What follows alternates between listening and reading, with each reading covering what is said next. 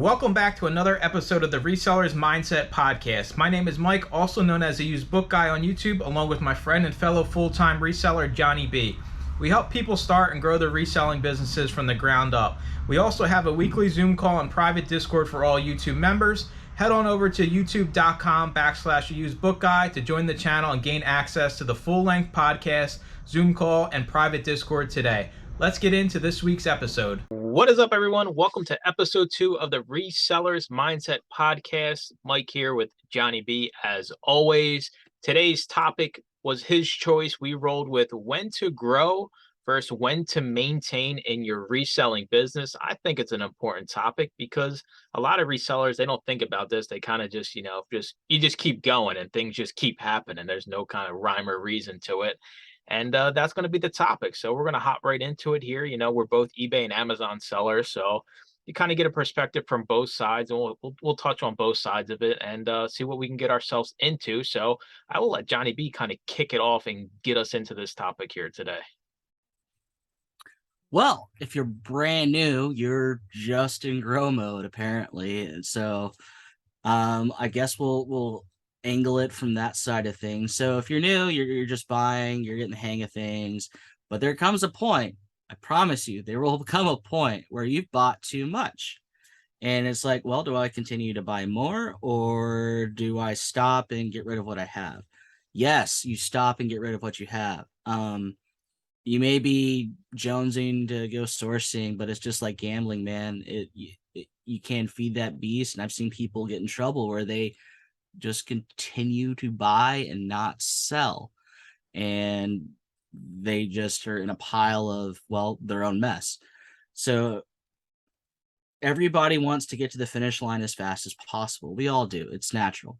But I think if you're new, if you have more than a week's worth of things you can get out the door, you need to stop and get rid of that week's worth of supply out the door before you continue to buy more. That's from a new person's perspective. What do you think on Mike?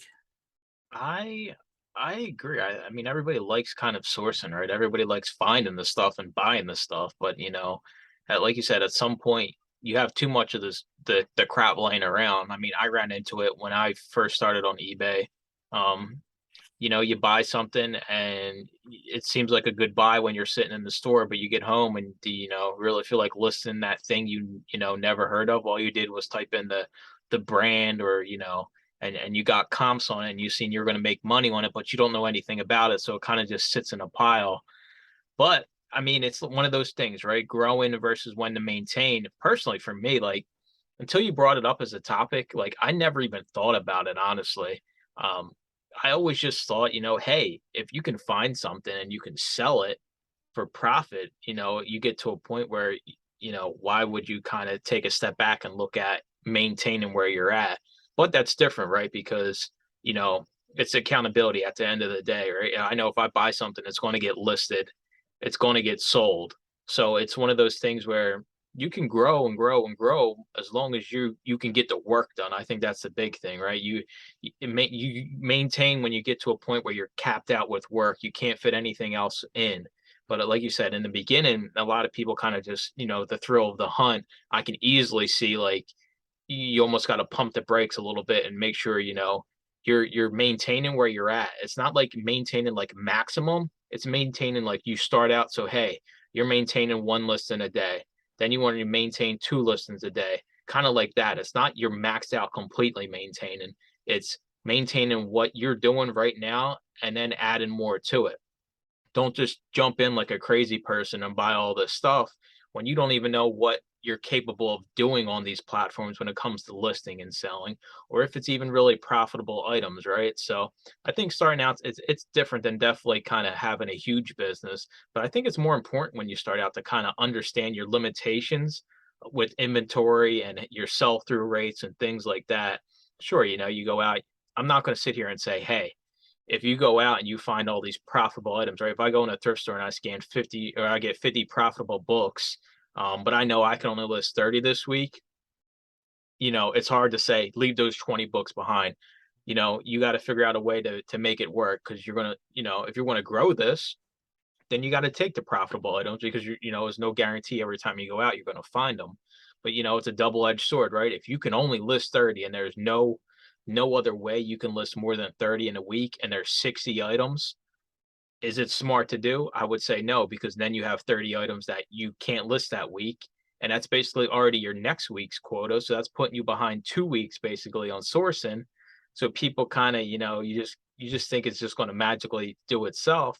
But if you know that's what you're capable of, then you basically have to stay within those limits because that's all you're capable of. And that's fine. There's nothing wrong with, doing this part time and just making extra money on the side. Just be smart about it. Understand what you can get done within a week because time's, your most valuable thing. And when you're doing it part-time, you don't have a lot of time. So be smart about it when it comes to inventory and just, whatever you're capable of is perfectly fine. I mean, if I had, 20 boxes of books to send out this week, I'm screwed. There's no way I'm getting through 20 boxes this week. So then you got to start planning ahead for next week, right?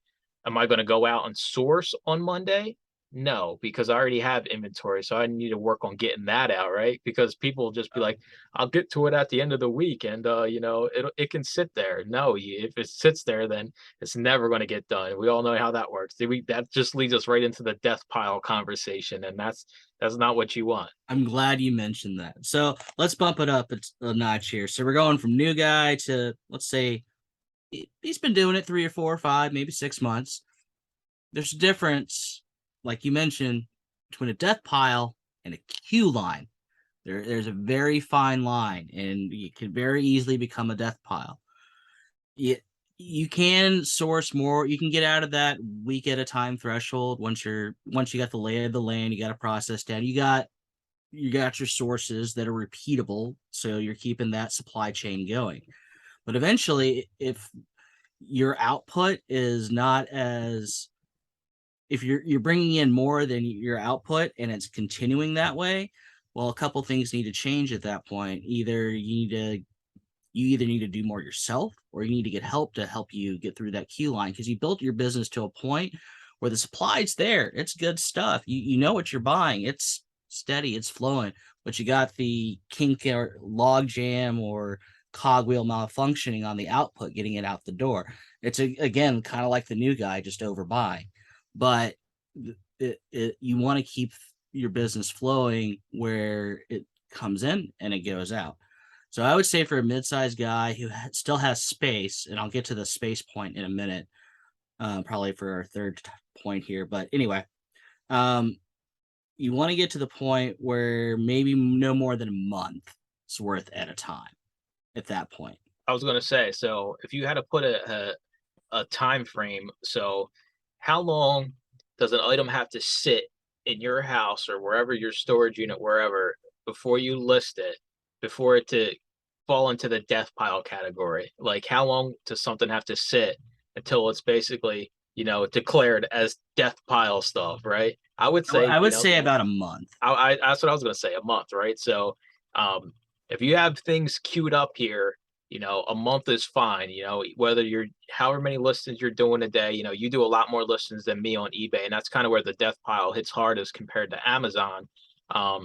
And you have thousands and thousands of books basically waiting in queue, but they're in queue. It's a big difference than a Right. death pile. But for the average person, right? If you go buy something and you don't have stuff to list, and that's just sitting there in a tote or in a bin, like most people do starting out, that's a death pile basically immediately, right? I would say within a week. If you have nothing to list and you go out and buy stuff and it sits in a bin for a week and you don't feel like listing it, then that's a death pile. Like if you don't have the motivation one day out of the week to just get that stuff listed, then it's a death pile right away. So I guess it really depends on the situation. But yeah, I think over a month, or if you just have nothing to list and you go buy stuff within the week and you don't have it listed within the week, then it's probably never going to get listed. It's going to wind up getting redonated or yard sale somewhere along the way. So just rough numbers here. So if you're the 20 a day guy listing, this is eBay. If you're the 20 a day guy, which is 600 pieces a month. So 2 library sales essentially. You bring home 1,200 pieces. Well, you're good. Stop buying.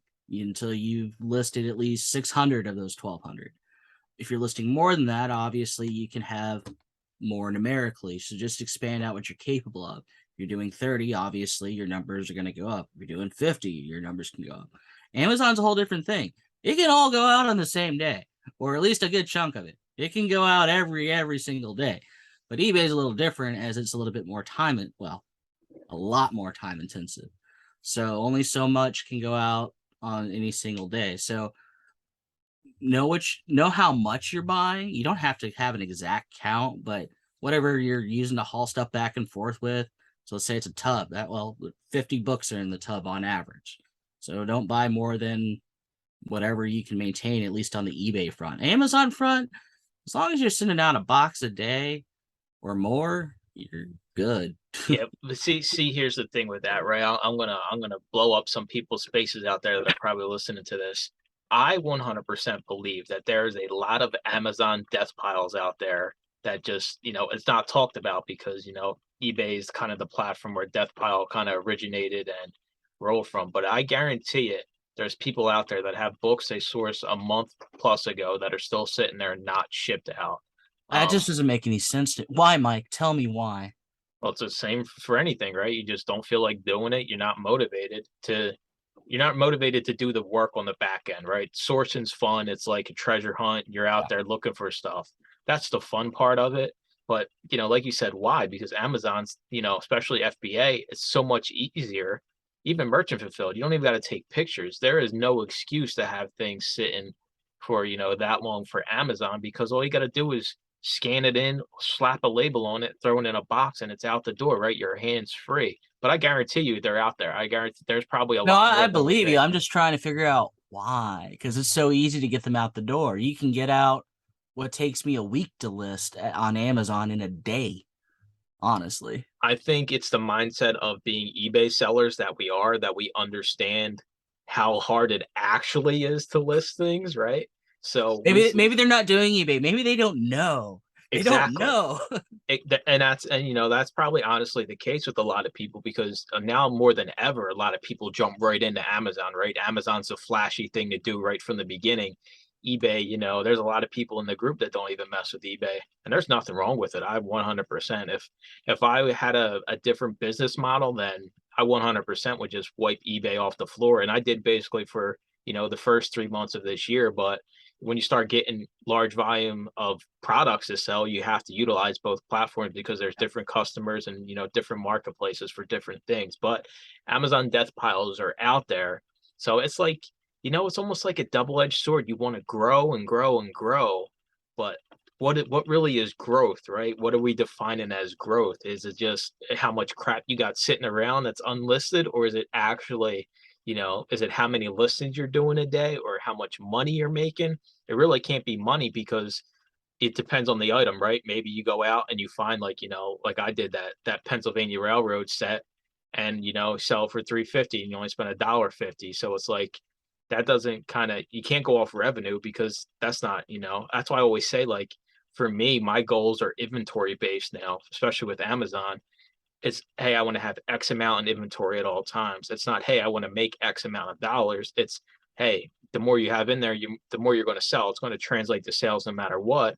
But to see your growth is your inventory, right? Because that's how much you're finding and sending in. That's how much you're capable of basically having in stock. So I think the growth thing's kind of like a loaded question. But Well, I think growth, I think you're right. It is a loaded question. So let's define it. For me, I would define it as milestone markers for your business. Do you want an employee? Do you want a warehouse? Do you want to do you want a large commercial vehicle to pick up your stuff? So I think those are the growth milestone markers is how I would define growth. You may have a different angle on how you would define growth. I agree. I wouldn't do it financially because that's whatever. I would do yeah, it business wise. That's me. I think financially is like 100% the wrong way to look at growth, but I think like 99.5% of new people starting out look at it that way. Like they think that, hey, I made more money this month, so my business is growing. When in actuality, maybe you didn't list anything this month and you just sold that $1,000 item that's been sitting there forever, right? So, yeah, it's a good point to bring up. I agree. Have goals, realistic tangible goals that are related to something that you can control. You can't control how much money you're going to make off items, right? Because you don't know what you're getting. You're going to a thrift store.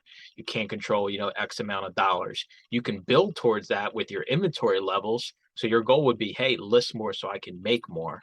And your goals don't have to be big. Your goals can be as small as, hey, I need to get a Rolo printer, or I forget what you use, the fancier one. Dymo. Dymo. You want a Dymo printer. That can be a goal. It certainly can. Or if you want to get, I don't know, a second monitor because that improves your workflow. Um, that those are as valid as getting a warehouse. Any goal, there's no goal that's more important than the other. It's your personal goal and what you need to do. What's your purpose to achieve your goal, and then go out and do that. But figuring out when to do that, yeah, a little bit of financial comes in there, certainly. So you need to figure out, well, can I really afford to do it this month, or will that affect the business as a whole? And I think that is a medium, not a new person question, but a more of a been doing it for a little bit type of question. Like, well, maybe I can afford to get this thing instead of going out, I don't know, steak dinners every night with my resale money. So you got to invest back in you. Oh yeah, for sure. And I think another point is when you're new, right? It's you if you can go out and you walk into a thrift store, you just started, maybe you're like 1 month, 2 months in, and you find, 30 items to resell. Maybe it's good that you buy all 30 and just see what you're capable of getting done within that week, right? Because you don't know, how much you can get done in a week. It's different for everybody. Some people take longer to list, depending on what you're selling, it takes longer to list. So you're gonna learn the hard way, right? So one way or another, you're gonna learn what you're capable of doing, and that kind of brings us into like when you decide to maintain your business, right? So like what kind of key factors do you think will cut you off where you're at today to maintain where you're at? Like what would be comfortable for you to maintain and not continue to basically look for more? I think the point where I want to get to and maintain for a couple years would probably be one full-time employee and one part-time employee.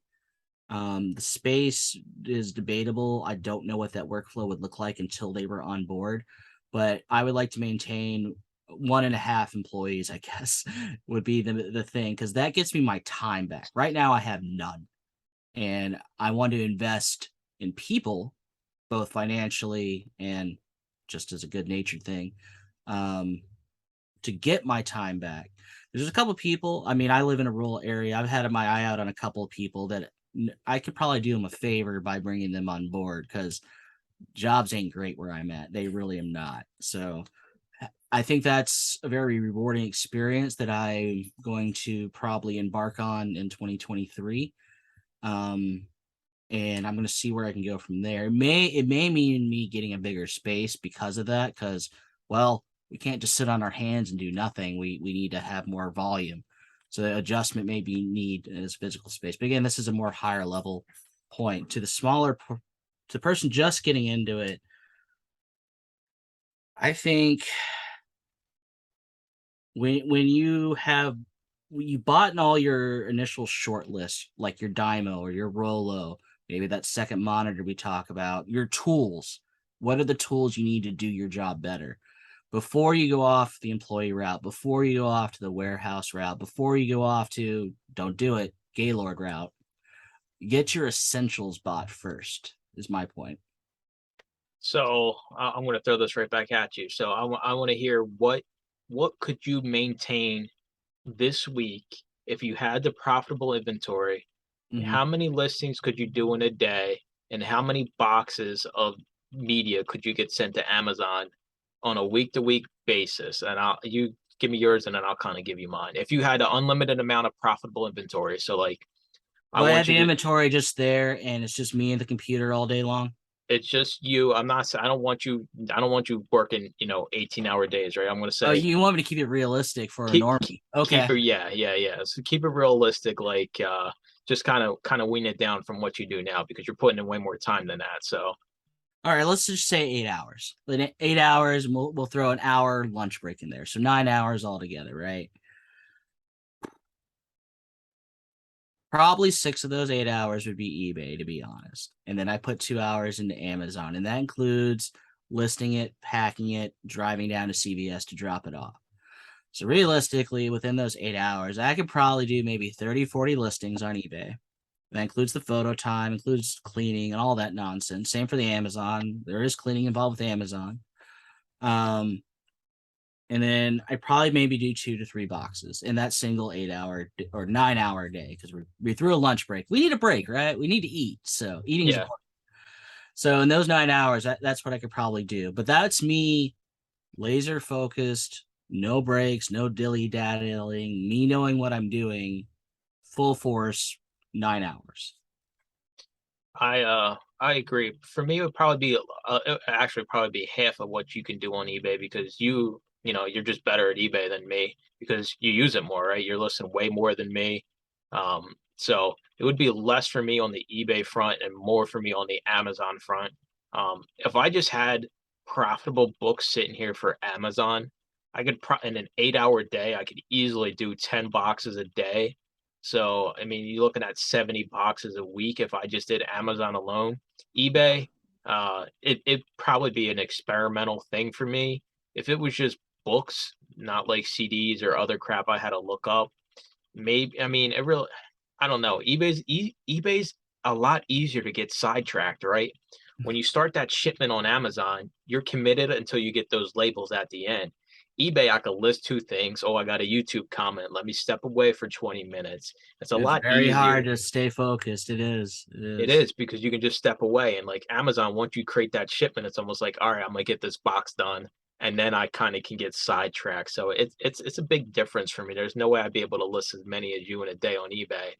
But Well, you can. Is it takes time, and again, you gotta throw out all the distractions. I turn Discord on mute. No offense to our Discord family over there.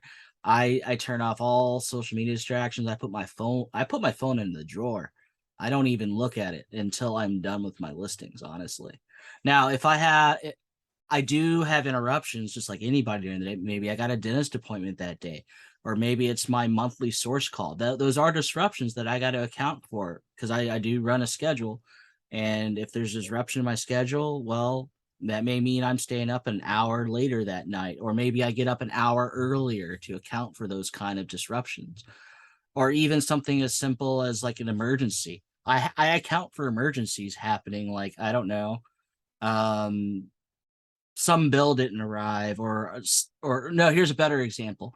USPS lost my package. It was $100 package, and I got to call and jerk around with that for an hour just to find out where it's at, if it's recoverable, all kinds of nonsense. So just because what am I trying to say here? What I'm trying to say is there are things that are going to disrupt your day. There are distractions that are going to disrupt your day. Some are controllable, some are not. I think it's one of those things, right? As long as you're doing something constructive and the right way for your business, even if you don't get done as much as you plan to, that's fine, right? It's when you're wasted time or you're doing things, half-assed. It doesn't that's when it's bad. That's when, your stuff's not going to sell because you're not listening correctly. Same with Amazon, right? If you're not pricing your stuff when you send it in correctly, like the one route you could go with Amazon is just pricing everything at, $100 and letting your repricer do the work. Well, Like if you're a pricer, grab it, right? that's what I'm saying. So it's like don't cut corners. Even if you can't say, hey, like I want to get 10 listings done today on eBay. Even if I go and I get 5 done, but they're all done quality listings, that's perfectly okay, right? It's not every day you're going to be able to get everything done. It's not a big deal. It's when you don't do things properly that you kind of run into the trouble. So like the growing versus maintaining, like for me right now, I'm happy maintaining at least 3,000 items in Amazon for sale at all times. So that's kind of like a mindset, kind of where I'm at with my business and everything, doing this full time. 3,000 items in Amazon at all time is that's like kind of where I want to be at right now and maintaining that. Sure, down the road, maybe I have a week where I have a bunch of bulk buys or the library says, hey, Mike, we got a lot of books in for you. And that's going to fluctuate up and down. But you just kind of set a point where, that's where you want to be, and you'll figure that out, with time. When you first start out, you kind of just want to make sure that you're growing, but you're growing smart. You're actually listing things you're buying. You're taking the time to make sure when you're listing things it's correct, especially with eBay. Make sure you're taking good photos. With Amazon, make sure you're getting your stuff out. It's super easy. Amazon makes it so much easier than eBay to list. So like the quantity you can have on Amazon versus eBay is just it's insane. But you want to make sure, with some things, right? Not everybody sells media. With Amazon, you got if you want to sell something else, you basically got to get ungated in that category. So that's another expense. And kind of like, that's how I look at my business growing on the back end, right? I get ungated and Nintendo, Sony, Microsoft. So whenever I come across those games, I can sell them. So like that's kind of how my business is still growing, I guess. Like I wouldn't say I'm shooting for my next inventory goal. When I first started, I would say, hey, I want to have 500 items in inventory. I get there, I want to have 1,000 items in inventory. I would say right now, I don't have a growing inventory number in my mind because I'm comfortable with the 3,000 that I'm at, the money I'm making from it, and maintaining that and kind of getting some of my time back from it. Now, I think I'm going to ask the most important growth question, and we both have done this. I've grown enough. Can I leave my job? Or what's the growing point to leave our jobs? Because I did that and you did that. Uh, you gotta, I mean, honestly, you gotta be making this it's the same amount of money that you were making at your job, right? So for me, I was working 50-hour weeks at CVS. Um, I would drag Deb out, 1 or 2 days a week to sell anything I could find on eBay and kind of build up that inventory. And then eBay kind of took a back seat when I started selling media on Amazon, and I built that up to a point like sure it sucked, right? And I can admit it, it sucked for Deb too, because taking time away from her going out thrifting when I'm working 50 hours a week, it doesn't make sense. But when I got it to that point where I literally quit in the middle of my shift. It wasn't even, I gave them zero notice and I don't feel any type of way about it, right? Um, I had it to a point. Deb was telling me to quit for probably 6 months before I actually did. She said, "Listen, you're making enough money on Amazon and eBay. Like you don't need to deal with this crap." But I'm hard-headed and I don't quit things, right? Like I don't just quit. And one day it got to a point and I quit and she was like, even to this day, she's like, "I can't believe you just left your keys behind and walked out of that place." I love it. I love it. Now, for me, it was a little bit different. I put in my notice when I was making what was survivable as far as my bills go, not as far as my paycheck went. Because I left, I had two jobs essentially. I was a partner in one company, and then I had another company of my own. But I had enough stock money as well when I left that I had a fairly good package because they buy you out when you leave, where I could screw up and not make a single dollar for an entire year, and I'd be able to pay my bills with that severance. So, but I waited until I didn't do that. I could have just quit and went in this with that money, but I waited until I could at least make my bills. That's your grocery bills, your utility bills, your house payment, your car payment if you have one of those.